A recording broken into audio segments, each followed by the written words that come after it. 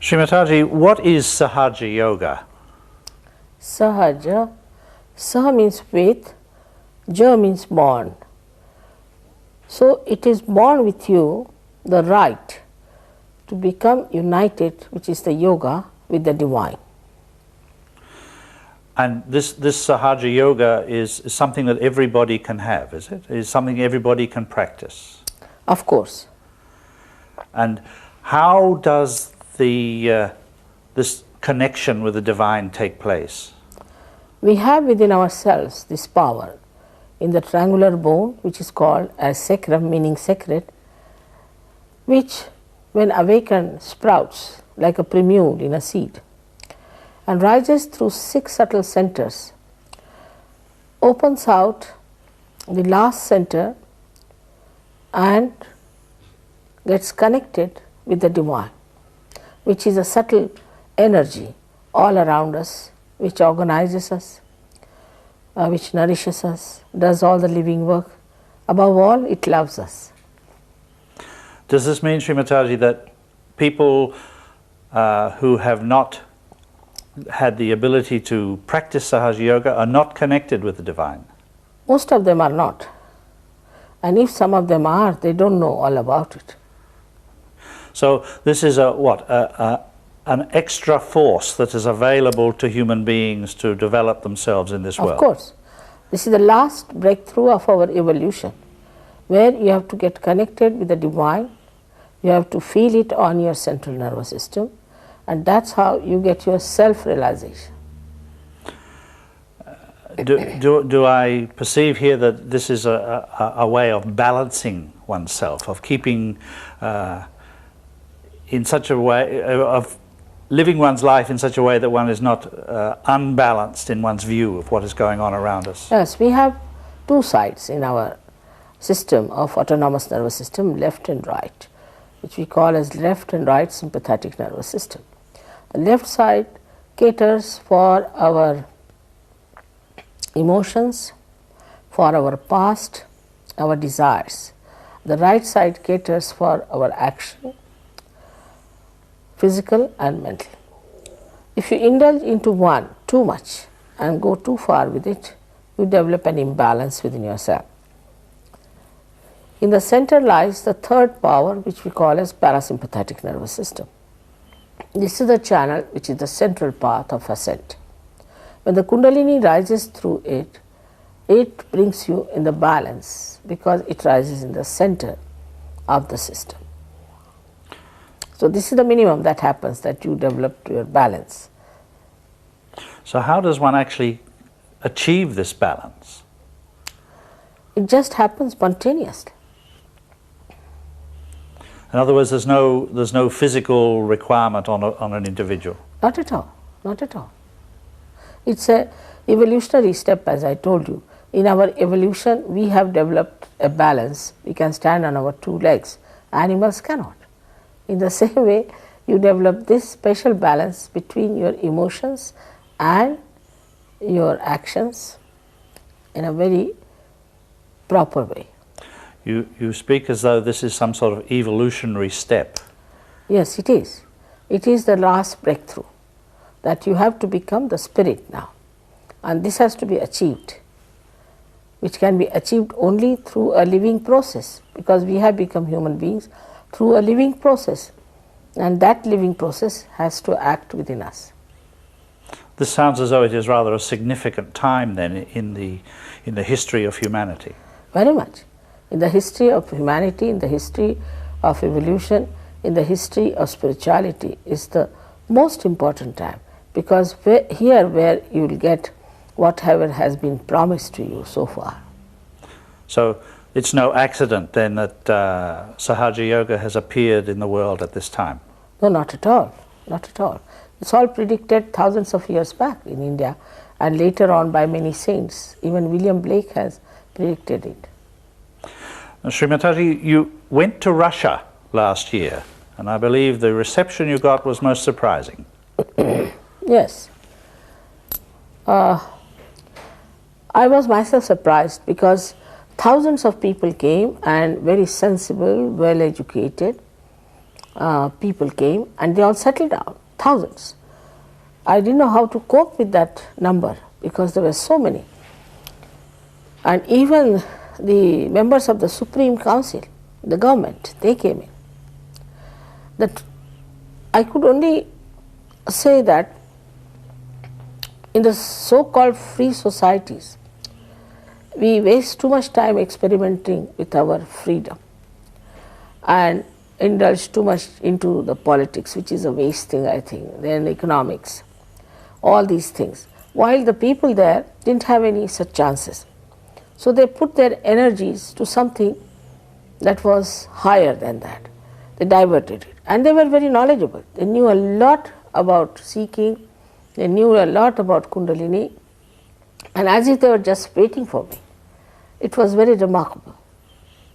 Mr. Gorbachev has said the Russians require a mental revolution. Do you see the acceptance of Sahaja Yoga as part of this revolution? Of course. He himself is a saint, and what he is meaning by mental, that they should now understand that they have to develop that balance between communism and democracy. Our democracies are imbalanced. They are one-sided. They have not the other side of collectivity. But communism has collectivity. It is power-oriented. Our democracies are money-oriented. What he is meaning is the maturity of our wisdom. So, referring back to what we were talking about earlier, is it okay?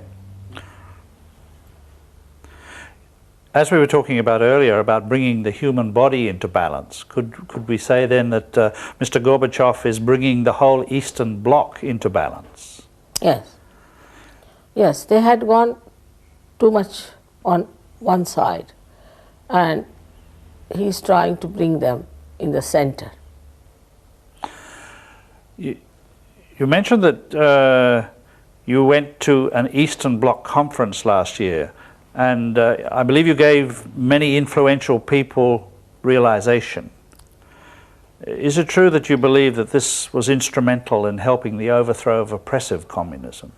It was a yoga seminar, and I expected all of them to be there. And surprisingly, I talked to them hardly for 30 to 35 minutes, and then I gave them realization, and all of them got it. They were representative from all these Eastern Bloc countries. When they got it, they were so surprised at it that they walked out with me out of the hall, and nobody was left in the hall to listen to other people. They gave me their addresses, and they said, we want this only in our country. And they wanted to start centers, and I'm told they have already started centers. The all-pervading power requires a medium to trigger something. And when these people were created as realized souls, as they got connected with this all-pervading power, I think they triggered it. They had that confidence in them, that courage in them. Because once you are realized, you become very courageous, and you want to establish truth at any cost. Shri Mataji, the West, shall we call it the Western nations, have had Sahaja Yoga available to them to investigate, to see for themselves how it worked for 20 years. And yet it has been very slow to grow. Why has it happened this way, do you think? Here people have so many diverse ideas about things. They are very self-opinionated also about things. And the so-called man-made religions all over have also conditioned them too much. They have other conditionings of different norms that they have as far as the social life is concerned, and the physical appearances, rather on a very superficial level. So the people have not grown, I think, so much deeper. Of course, I must say there are so many seekers in the West, so many seekers. And they were lost because as soon as people knew that there's a market for them, the false gurus jumped out and they started preaching about false things just to earn money. They were all money oriented people. Now there's another psychology with the Western mind that you must buy everything. If something is not for sale, then it is useless. And this psychology has really deterred them to come to Sahaja Yoga very much, because this is a living process and you cannot pay for it. And they couldn't bear it. I mean, actually, I must say, one of the very important television gentlemen told me off that Anglo-Saxon brain cannot accept anything which cannot be sold. And I didn't know what to tell him. I just said, who has made this brain? If God has made, then why is it so? So you have an expectation, really, that this thing called Sahaja Yoga will change the world. Of course. It changes human beings and they manifest the change outside. And we create a new race. That's what they're talking about. If you go, they talk of new age, of a new race. But I don't know what is their imagination about it. They talk about all these things, Aquarius, and Aquarius is the Kundalini. She's placed in the Aquarius. And they talk about Aquarius age, all kinds of things. They're talking, writing, thinking about it. But when it comes to actualization, I think they think I am very too simple for them, not complicated. And Sahaja Yoga is too simple. It should be very complicated. And all their own ideas about seeking, that they must suffer, they must go to Himalayas, they must starve themselves, and then only they can get realization. Srimataji, is the evolution of the planet closely related to the evolution of humanity? Of course, it is. Very much related. And the planet, our planet is moving in a spiral way. All the planets are moving in a spiral way, and they are creating all possible things for the use of human beings so that they can save time. Save time for getting their ascent and for meditative growth. But people don't understand that part. There are theories around now that the suggestions, so we say, that the planet could be a living organism, a complete entity. Of course it is. One of the examples of this one I can give you is that if you sleep under a coconut tree, a coconut never falls on anything that is living, whether it is a human being or a snake. It never falls. That is so, is it? All around the world, coconuts never fall on living creatures. Yes. So they understand. We call it as Shri phala because we think that it is like a brain which understands. Well, if this world is a living organism, what is the brain? What drives this being, this organism? What has made it evolve the way it has? There is this subtle power which is all pervading of God's love, which manifests all the things like living work, all nourishment, all balancing. It's so balanced. If the Pacific was slightly deeper than this, there would have been problems. If Himalaya was, say, 1.5 times than what it is, there would have been problems. So everything is so balanced in nature. And the Almighty has created only one world. Only we human beings have divided and moved like criminals with our passports in our hands. Srimataji, what we have been talking about, many people would regard as a belief or a theory. How does one know the difference between truth and a belief? First of all, anything for which you have to pay money is not the truth. You can't pay for truth. If you cancel out that, I think 99.9% all the falsehood will drop out. But truth, to be really actualized, you have to have self-realization. Then you feel on your fingertips vibratory awareness, a new dimension awareness, by which you can make out what is true and what is false. That's an absolute truth that you realize at that stage. So one must have one's realization really to be able to tell the truth. Even to follow anyone, one must have realization. Shri Mataji, thank you very much. Thank you. Shri Mother, Russians are doing one film too. yeah, that's right. Russians are doing one film. Shri Mother, I was reading an article just now where you were talking about inner peace and outer peace. This seems to be something that attracts the attention of people in this present stressful age. By realization, what happens? As a result, you become a person endowed with thoughtless awareness. That means you see everything, you witness everything, and whenever you want to say or to think, you can see about it. But you don't react. There's no reaction. So you are empowered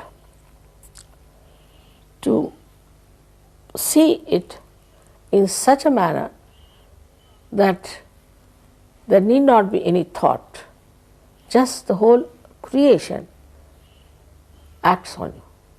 It's a very subtle thing. It's to be experienced.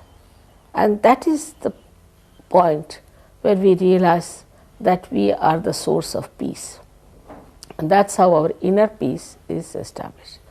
Now people have many foundations of peace. I have known all of them. They have no peace within themselves. Some people have got peace awards, and they are horribly hot-tempered people. But they have got peace awards, Nobel Prizes. The peace has to be first of all found inside, and then it manifests outside.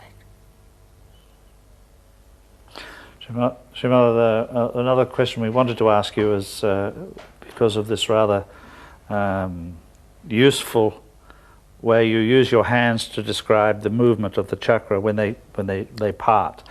I wonder if you could just explain why, when illness occurs, it occurs because of the movement away of one center from another. All right. What I try to show them, that this is the left side, this is the right side. So this is the left sympathetic nervous system, say, and this is the right sympathetic nervous system.